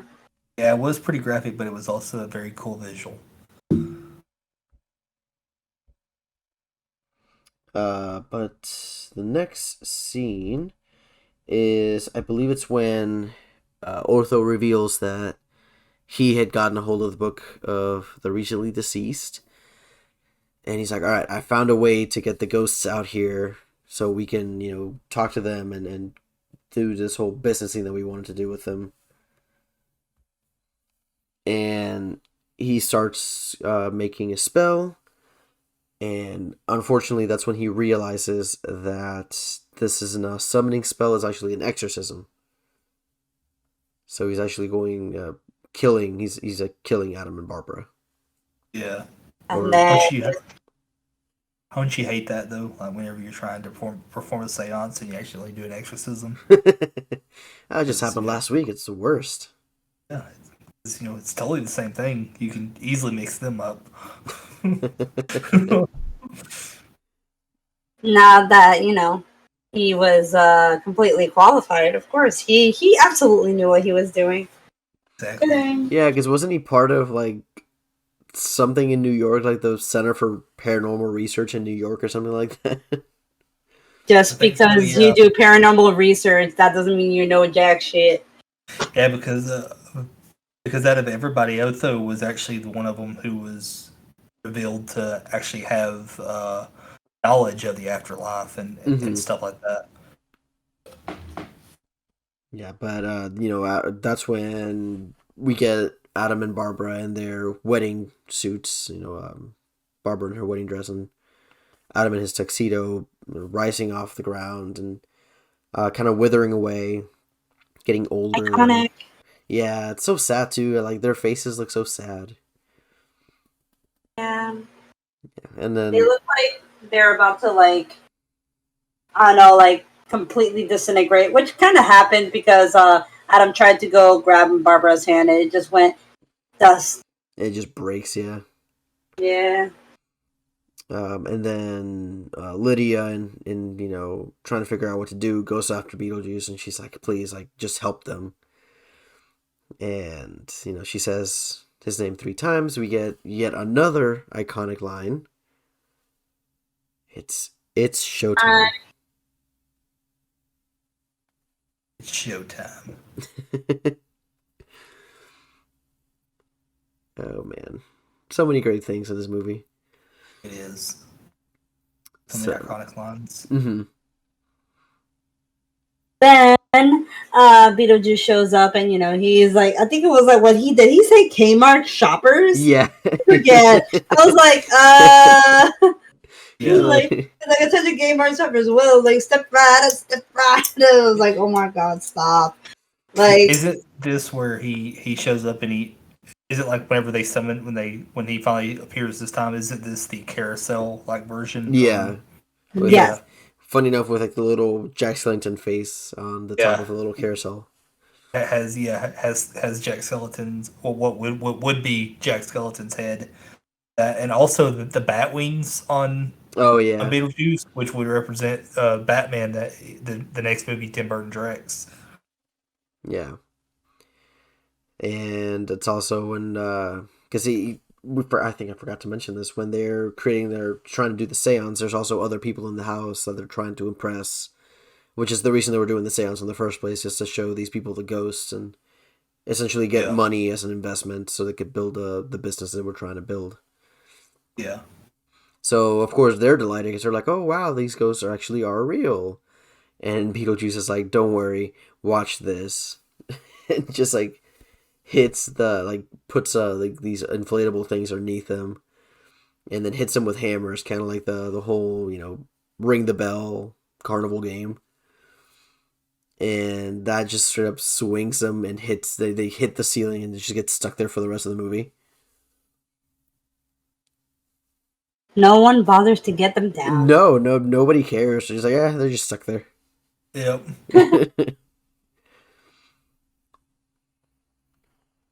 And after that is when Beetlejuice is like, all right, it's Lydia, it's time for you to marry me now. Your payment. And gives her the amazing red dress, which I love. I love that red dress. It's very pretty. Yeah. We love child brides, apparently. Oh my god. Well, that's fair. Yeah. Guys, don't downplay it. Don't downplay it. He's not really wanting to marry Lydia to marry her. He wants to marry her to be able to stay in that world. Yeah. So he can just cause more and more chaos. Yeah. Oh, but Lydia's dress is interesting. So being red, there is an old wedding dress superstition rhyme that's has like a different, based on different colors, and it has a different rhyme. And married in red is married in red, you'll wish yourself dead. That's pretty cool. Yep. I like that. And then weirdly enough, we get like one of the weirdest looking wedding officiates I think I've ever seen. Oh yeah. Just like this random like alien looking dude. Really short. Really short with like a weird distorted voice too. And of course my favorite part in the scene is when Beetlejuice starts like speaking for Lydia. They were trying to he's like, I Lydia Dietz am sound of mind, and I want to marry this man I love. This here, Beetlejuice, he's the man I love. Oh, my man of mine. I was like, oh my god. Then Barbara's over there, like every time somebody says Beetlejuice's name, Beetlejuice is trying to like cover up Barbara's mouth and put the zipper over her mouth, that kind of thing. So it's a whole fun way because he's trying to not get sent back to where he came from. And then, of course, once the zipper thing doesn't work, he just throws a piece of metal at her. That's love it. And then just makes Adam's teeth just fall out. Oh yeah. Well, at least that's a pretty unique scene. Like imagine if this was an actual horror film and they actually still took the comedy but the gruesome route. Like this would have been disturbing. To say the least. Oh, yeah. I also really like when when the wedding officiant is like, "Do you have the ring?" And he pulls out a severed finger with the ring on it. Yeah. And he's like, "Don't worry, don't." She didn't mean meant to me. She meant nothing to me, I swear.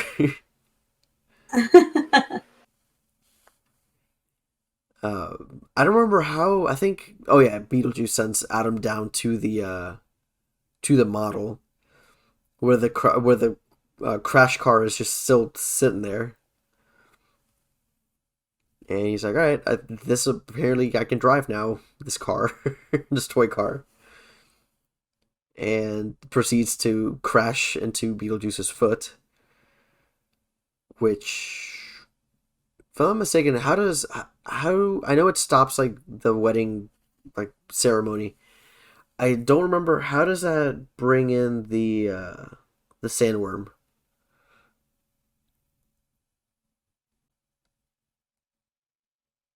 Uh,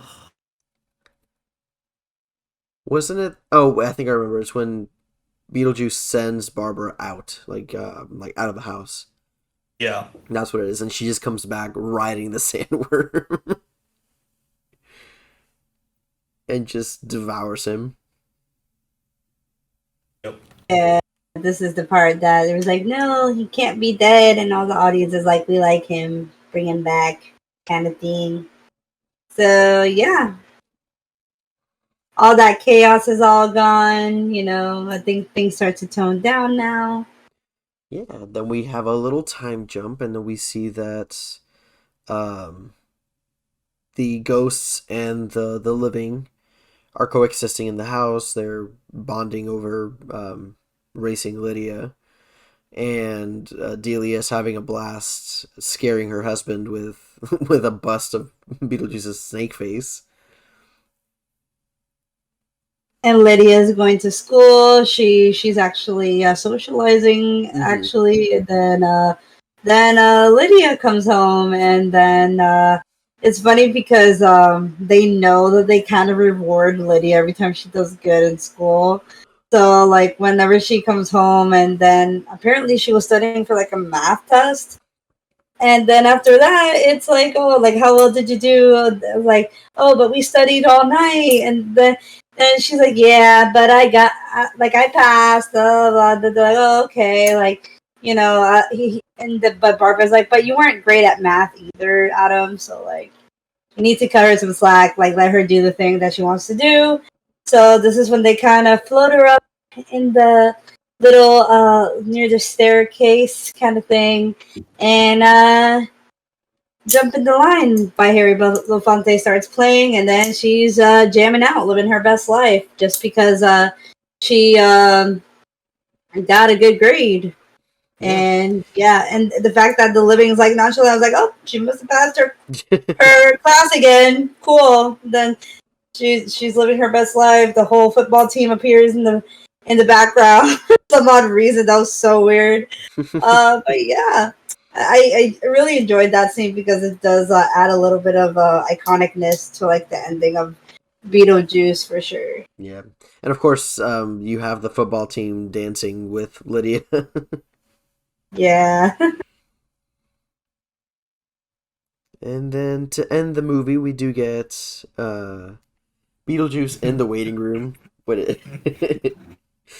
In what is probably one of the funniest scenes of any movie that I've ever Yeah. seen. I fucking love when he switches the number. It's look there. It's Elvis. That's Presley. Looks like I'm next, and then he realized that like He's such a he dick takes the about it. number, and then he just grabs a little bit of the thing and puts it over his Yeah. head, and his head goes, oh, no, wait, what? And of course, he's got that Oh, whole thing where he's like such a dick about it. It's like, well, looks like I'm next. It's a good thing yeah. because I have a shoot at JCPenney after this. And I'm like, Like a photo shoot to get to. Yeah. I think it was GQ. Oh, yeah, GQ. That's what Yeah. it was. Yeah. And there's a there's literally just like a pair of legs like on the couch Oh, yeah. above him, and he, if you see, he has his hand on the legs, and Yeah. he's like that's actually Tim Burton's then girlfriend. Oh, wow. Yeah. He just like Jeez. just puts his girlfriend in the film and just lets Michael Keaton caress her leg. What the hell?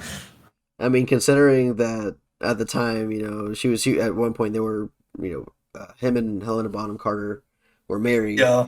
And he put her in pretty much every movie. And even had like that whole love scene with Johnny Depp and Sweeney Todd.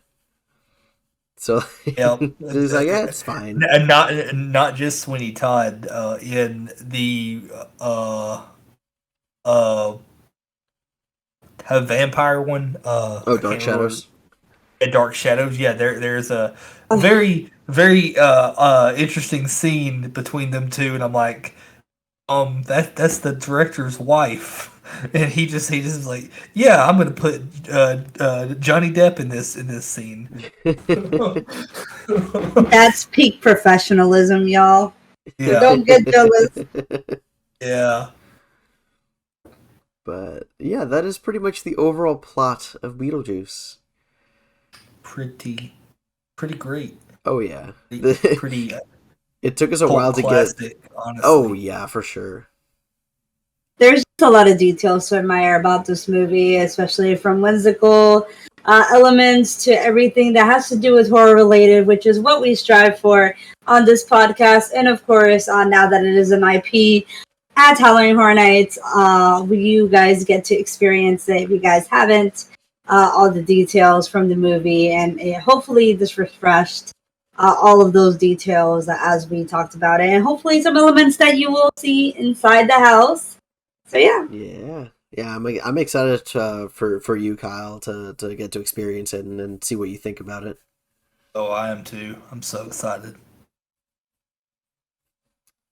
But yeah, when it comes to the movie, there's plenty in here that I liked. Like the performances are really fun. The overall production design, like all the sets are really well designed too. With for being the 80s. Yeah, like the afterlife looks freaking amazing. The Dietz version of the house is so visually like weird. Yeah, for sure.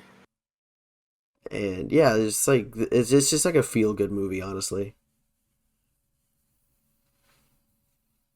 Always a good movie to watch during the spooky season when you, especially like this Halloween. I've been feeling very Tim Burton-esque.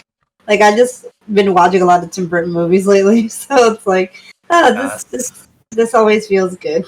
There you go. Yeah. I obviously love Tim Burton. My all-time favorite directors. That man must be protected at all costs. Basically, yeah. His movies are pretty much like seeing his movies as a kid, like pretty much shaped me into everything I'm into and everything, all the aesthetics and everything. Yeah, it's crazy how they're so consistent, like to the point where Tim Burton movies are kind of their own genre at this point. Yeah. Of course, you can't. You also have to have, arguably the best part of Tim Burton movies. I mean, it wouldn't be. It just doesn't seem right not to have him on there. Danny Elfman doing music. Oh yeah, we didn't even talk about the score. We didn't even talk about the freaking score. Yeah, just the incredible music that accompanies this. If I could have anybody just make music for just everyday life for me, it would be Danny Elfman. That'd be pretty good, actually. Like even just like the main theme to Beetlejuice, like it plays at the parks at Universal. Yes. It plays all the time. So like you can tell that the music has transcended, just being from the movie. Like it just plays in other stuff too. Yeah. I think that's really all I have to say. Do any of you guys have anything else to add?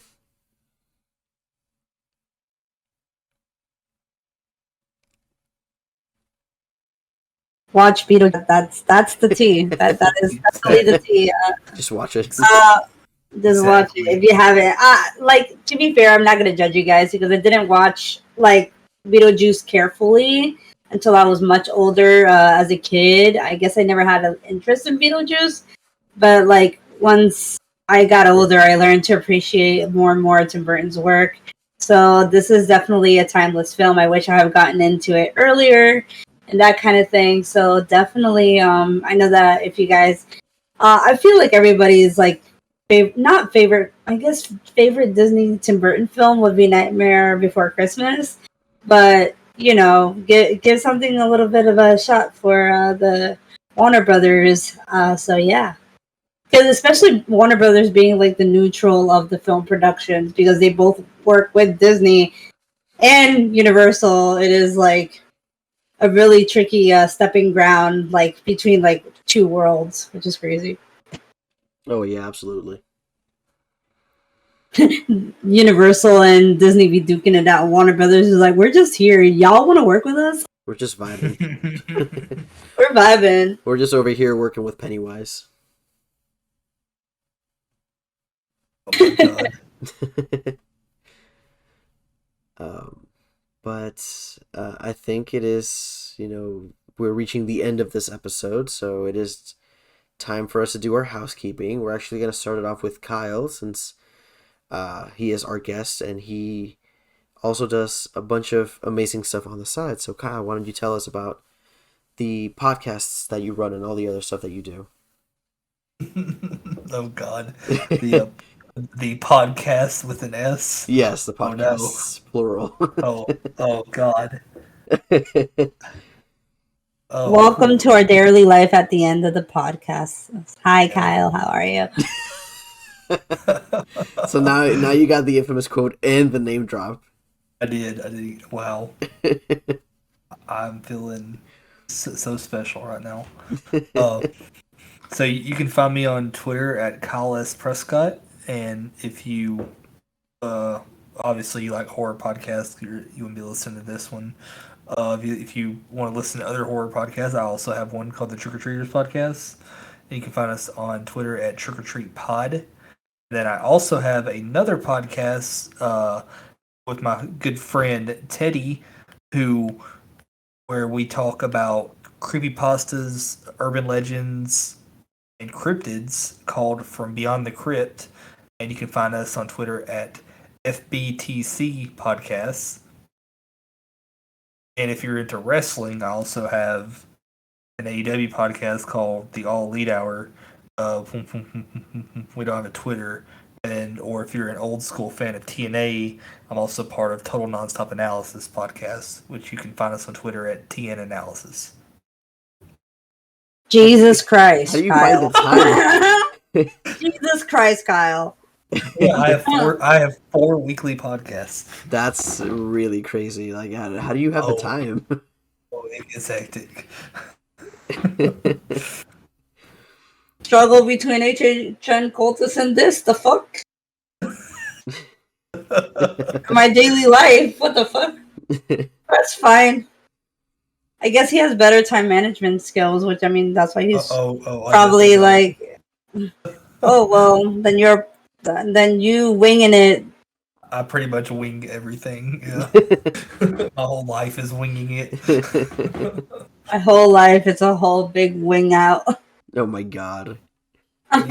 Yeah, and just listen to or watch Beetlejuice, and if you haven't, spoiler alert.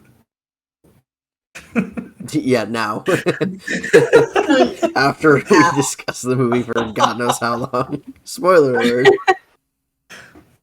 Also, check out The Shed on Shudder. Let me just get on Trick or Treat podcast real quick. Hold on. Oh god. Oh, what's she gonna do? I'm gonna be tainting the fuck out of it. Oh my god. But anyway, we're gonna continue with our other housekeeping. So, Vania, she does her own stuff too. So, Vania, I'm gonna let you explain the things that you are working on as well. America explain. Anyway. So I am HHN Cultist on both Twitter and on YouTube. I basically do any coverages of like makeup, Howling Horror Nights horror, theme parks, mostly Universal, all that kind of stuff. So yeah, if that's something that you're interested in, please check me out.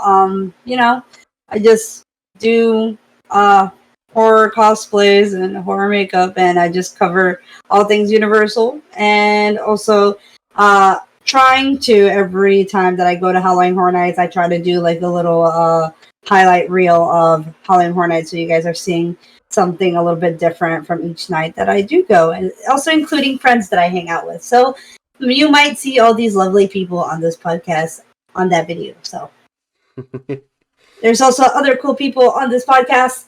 And unfortunately, unnerdingly cool is my co-host Yussef. He also does stuff on the side as well, including this podcast. But where can we find you, Yussef? Yes, so you can find me on Instagram at Yussef1220 and then on Twitter at itbeyusef. I'm mostly active on Twitter. I'm not super active on Instagram.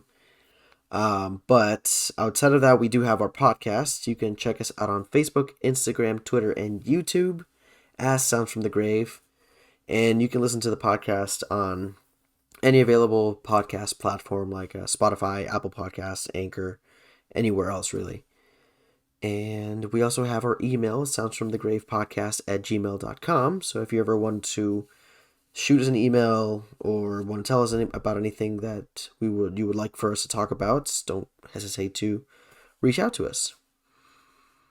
But with that, it's time so one more thing Yes. is remember that we do still have that giveaway. If you have been listening all the way through, we appreciate your lovely ears and for listening to this week's podcast. We are doing a giveaway for this Beetlejuice, including our new segment of Grave Robbing Facts. Just tell us, what did Beetlejuice win the Oscar for? So leave us comments anywhere from either YouTube, Twitter, Instagram, that kind of thing, if you know the answer. And then hopefully whoever answers first, we will be giving you the lovely giveaway of the Book of the Recently Deceased notebook. And it also has like little few words that are written in the beginning, so it kind of looks like the beginning of the book. So yeah. So with that, we end this lovely episode. Thank you so much, Kyle, for being on the episode with us. I appreciate it. It was a great time.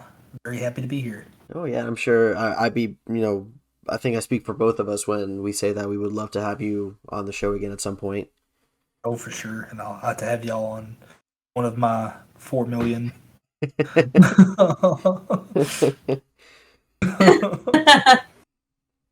Yeah, but on top of that, we will also all be meeting up very soon this week. So this is going to be a really fun week. Oh, yeah. I cannot wait for this. Yeah, for sure. Been had this week planned for a year now.